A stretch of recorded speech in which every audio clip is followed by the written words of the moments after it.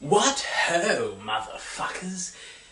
I believe that you and I are on more friendlier terms now. We're friends, friendly acquaintances, if you will. So I think we can stop with this whole Mr. British Stereotype nonsense. From now on, you can just call me Mr. BS. Oh. Shit. Okay. Hello? I'm a British person. Oh, that's already been done. Okay, just call me Mr. British Stereotype from now on. Well, none of your trendy internet acronyms here. You can just learn how to spell the word stereotype and get the hell off my internet. Anyways. Ladies, gentlemen, gender-confused whack jobs, welcome, one and all, to the Performance Review.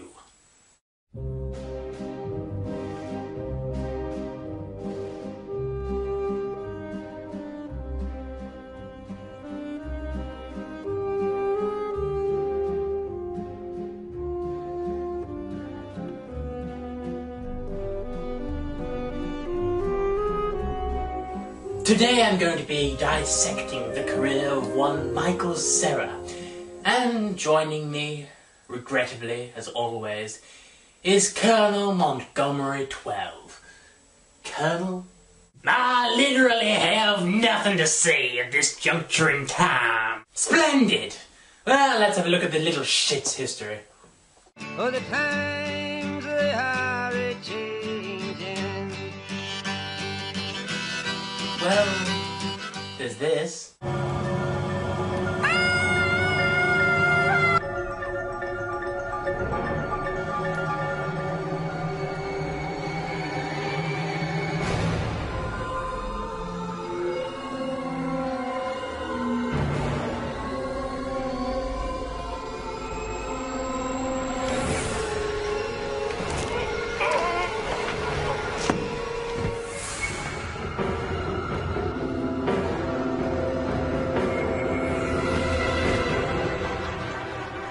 Thank you. I knew that little fucker was evil. Look, he hasn't even aged.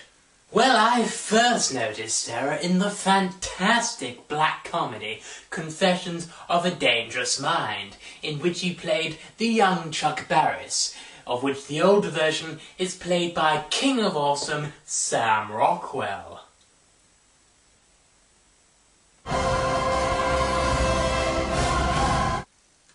I think I just came.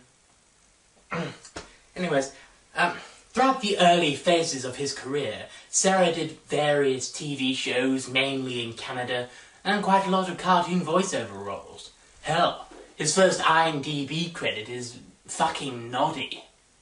Well, not fucking Noddy, that's probably an obscure porno title somewhere. Anyways, the role that most of you probably know and presumably love Michael Cera from is the TV series Arrested Development, in which he played George Michael Bluth. It's time for some high points, people! Well, I haven't seen one episode of Arrested Development, so my opinion is completely invalid. Sorry, but I just wanted to fuck with you all. I mainly do movies anyway, so you know, doesn't really matter, but I'm sure Arrested Development is, as the internet would say, full of epic win. Wonderful. Anyway, after that bit of pointlessness, we move on to Cera's best movie, in my humble yet clearly right opinion. Superbad, his first big studio comedy. Alright, that's good. It's hard to trace, I guess. Wait, you changed your name to McLovin? McLovin? What kind of a stupid name is that, Fogel? What, are you trying to be an Irish R&B singer? Oh, they let you pick any name you want when you get down there. And you landed on McLovin. Yeah, I was between that and Muhammad. Why the fuck would it be between that or Muhammad? Why don't you just pick a common name like a normal person? Muhammad is the most commonly used name on earth. Read a fucking book for once. Fogel, have you ever actually met anyone named Muhammad? Have you actually ever met anyone named McLovin? No, that's why you picked a dumb fucking name. Fuck you. It doesn't even have a first name. It just says McLovin. What? One name? One name? Who are you, Seal? Cera is effective in the film. He's funny and witty and serves as a kind of commentator on the ridiculous surroundings that that surround him. Surroundings that surround him? Did I really write that? Yeah, that's definitely you. There's also hundreds of pages of fanfiction about you having tender-loving sex with Willem Dafoe. Seriously, I've never seen such interesting use of fecal matter. Ooh, porn. Well, Superbad is a true gutbuster of a comedy. But that's mainly due to Christopher Mintz-Plasse being awesome, and Seth Rogen being awesome, and that Bill Hader is quite the laugh riot too, and Jonah Hill certainly pulls no punches in the laugh department, and then there's James Franco's brother, Dave. Ha! Dave. Michael Cera is in this movie, isn't he? Well, according to IMDb, he is. Yes, well, he certainly is effective in this film, in which he plays the character of Evan. Right, Evan. Yes, of course. Knew that. Very effective. Anyways, the next film set that Michael Cera mistakenly wandered onto was the 2008 film Juno, which is about a young woman who mistakenly gets pregnant and is witty about it for 90 minutes. And Cera is not really effective. He's awkward, he makes awkward comments, and in the end he gets the girl. Woo. And all the while he's overshadowed by much better characters, played by much better actors, such as Ellen Page, Jennifer Garner, Jason Bateman. How about that J.K. Simmons, everybody? Oh look, a cameo from Rainn Wilson. My god, it's that chick who was in Ginger Snaps at one time. And fuck me, it's a hamburger phone. Yes, Michael Cera gets upstaged by a fucking hamburger phone. What acting. Honest to block. He doesn't just seem to make an imprint in his films. You could replace him with a plank of wood with a face drawn on it, and nobody would know the difference. Ha! Yes, there would. Well, of course it would make a difference. I know that. It was an exaggeration for comedic effect, you cunt. Mayonnaise! Shut up! Anyways, now I shall tell you people about Michael Cera's best performance. Not film, but performance. The film itself is just alright, but the performance in itself is, well, it's different from what Michael Cera usually does. It's in a little film called Youth in Revolt. Here's a clip, watch it. After living in Oakland for 16 years, I've noticed that it's a city filled with women who have zero interest in me. Hey, Karen. Nick. Oh, right. Physics? American history. You were close. What is that? Oh, La Strada. It's a Fellini movie. So random.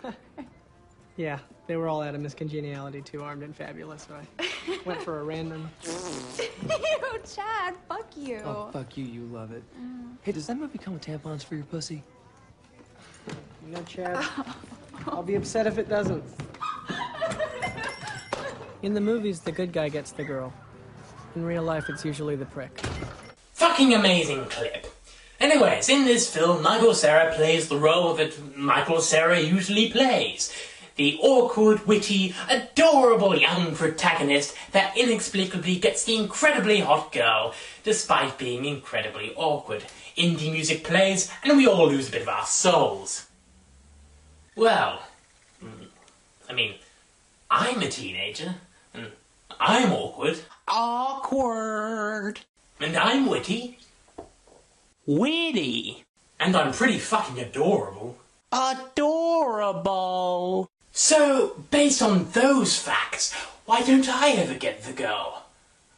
Would you like to know why, children? Would you? Would you? Well, I'll tell you why. It's because Michael Cera is a hateful demon on a hateful mission to deny me access to pussy. I think I need to go cry. Now is not the time for your pansy-ass antic stereotype. Man up and finish the review. You're right, Colonel. Yes, I must finish this. Anyway, don't call me just Stereotype anymore. Call me by my full name, Mr. British Stereotype. Shortening my name doesn't really seem to help matters. You're British? Yeah, I'm British. I'm pretty sure that's the only reason people watch anyway, to point and laugh at the funny-speaking foreigner. It's kind of like a racist carnival. Ha! Ah, we thought you were black. First of all, I'm clearly white. Second of all, black isn't a country.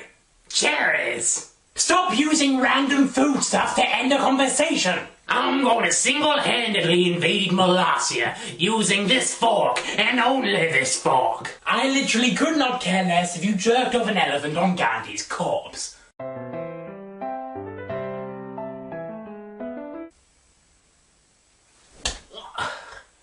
Anyways, the reason why this is Cera's best performance is that, well, he actually tries something different.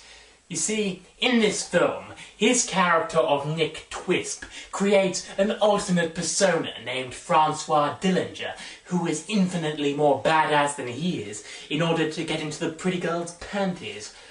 And, well, he's good. He's good. He's funny. He's rude, reckless, and he's damn funny in this alternate persona role. He just shows such promise that it's kind of disappointing that he goes straight back to the awkward teenager shtick in his other role that we've seen him do time and time again. It's just... well, it's disappointing. My one and only love needs me to be bad.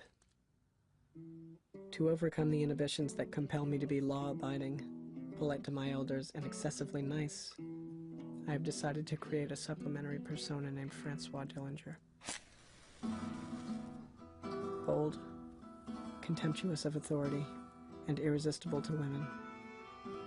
Francois is just the type of aggressive sociopath who can wage and win a war of nerves. Well, after all that malarkey, I think it's time for some low points. And yes, the films I just mentioned were the good movies. Now, let's dig into the bad movies.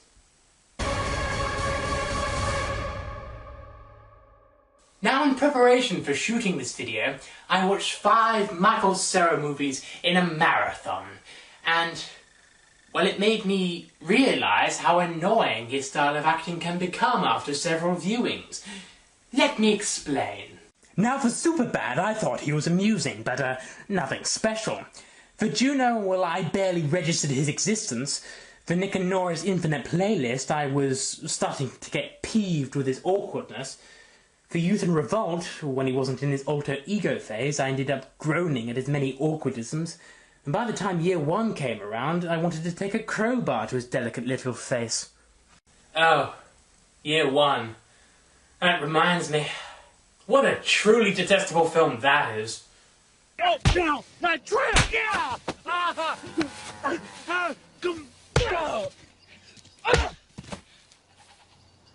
I guess that settles it. What? Nothing. He's all right. He's resting. He's tuckered out from the fight. Yeah. He's you know what? Let's cover him up with a little dirt here and some straw to keep him warm until he wakes up. And hey, Abel, what are you doing with my foot? Playing possum? Oh, whoa! Hey! Oh, hey, stop it! He's choking me! Ah! Stop it, Abel! Are you trying to choke me to death, Abel? Yes, Karen, I am. Ah, don't stop it! Self-defense! Clearly, self-defense! Oh. What have I done? What have I done?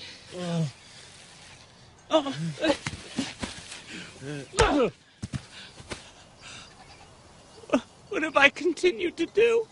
I just showed you the funniest scene in the entire film. You're welcome.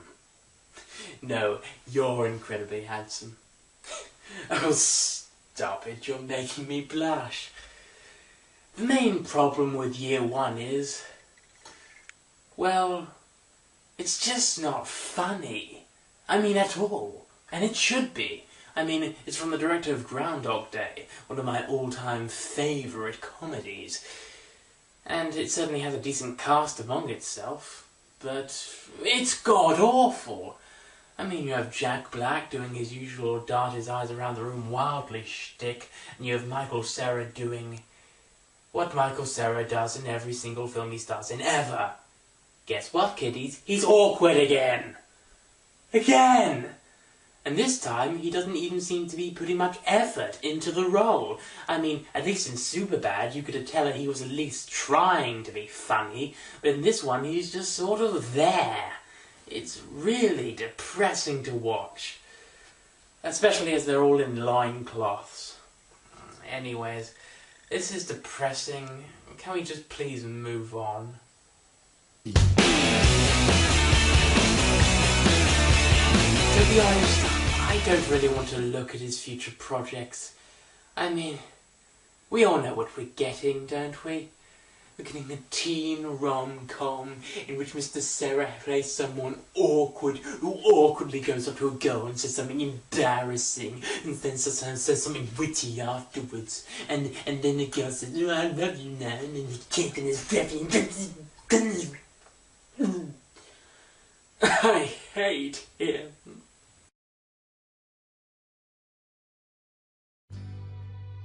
Ah, what's this? A trailer for his new train wreck, I presume. Can't wait to get a look at this.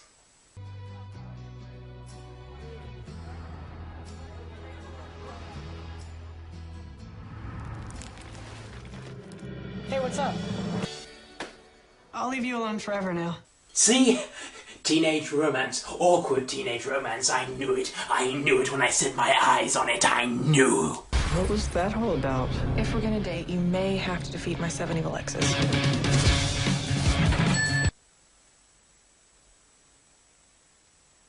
What? What's up? How's life? He seems nice.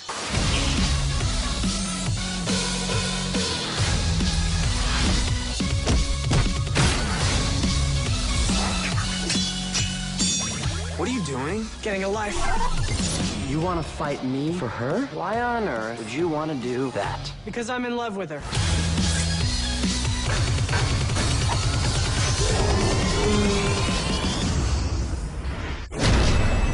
Scott Pilgrim versus the world. Come on, Sarah, choose a side. Either be good or bad. You can't be both, you Nancy boy. Well, to be honest, this film actually looks good. And rather shiny at that. But, no, it can't be good. Not with him, no. As The Who said, I won't be fooled again, and damn it, I won't.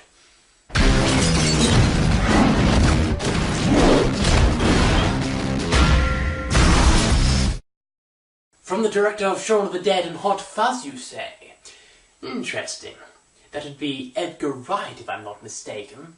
Damn fine director. Hasn't put a step wrong so far, I believe. Hasn't done anything bad. He could turn this into something good. Even very good. Even excellent. I mean, I absolutely adore Shaun of the Dead. I mean, who doesn't? I can see it. It's just outside. Any zombies out there? Don't say that. What? That. What? That. The Z word. Don't say it. Why not? Because it's ridiculous. All right. Are there any out there, though? Can't see any. Maybe it's not as bad as all that. Oh, no, there they are. Okay, let's do this, yeah? Yeah? I gotta do a wee first. I'm sceptical.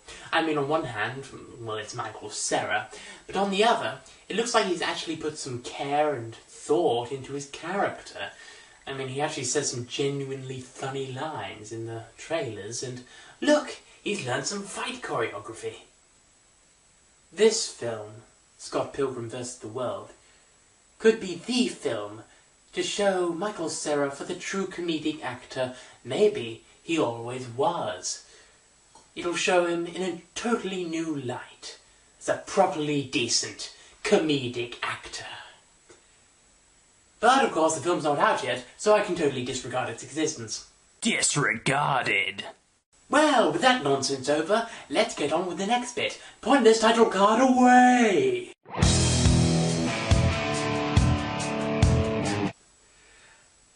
He's a bit shit. Alright, I'm not going to end it there. April Fools. Alright, I know it's June, just roll with it. I was running out of jokes. Anyways, the problem I have with Michael Cera, well, mainly, is just he does the same thing over and over again. This can work well with actors such as Clint Eastwood and Sean Connery, but it's just that Cera doesn't seem to put much effort recently into his characters, who are so similar from one another, you may as well call them all the same name. His acting style definitely works in some cases, and I don't think you could call him a necessarily awful actor, just a particularly lazy one. Needless to say, I'm looking forward to Scott Pilgrim vs. the World, and I'm hoping for a decent performance from him, and it looks like he'll deliver. Maybe after I've seen the film I'll give him a performance re-evaluation, if you will. But for now, I think he's performing below average. Well, I think that about does it. I have been Mr. British Stereotype. That has been Colonel Montgomery 12.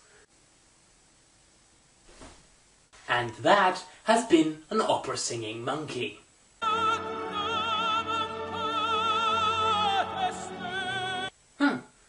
Actually, no, that didn't happen. Have the monkey destroyed. Messy. Anyways, fuck off and die. Oh, seriously. This tea is cold. 4 out of 10 on the awesome scale. Stop calling, I don't want to talk anymore. I left my head and my heart at the dance floor. Stop. Okay.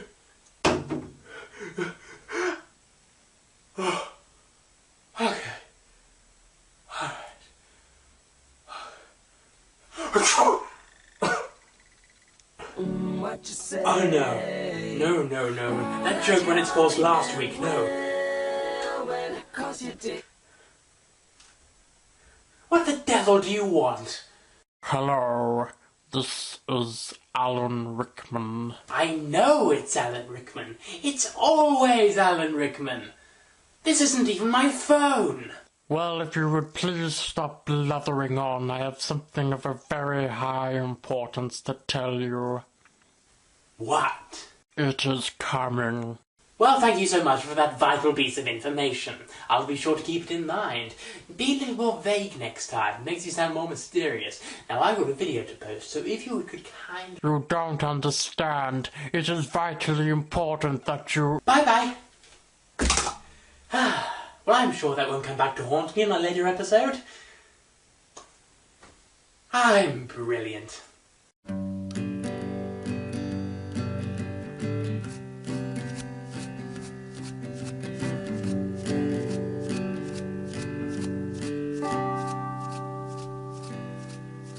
You're a part-time lover and a full-time friend.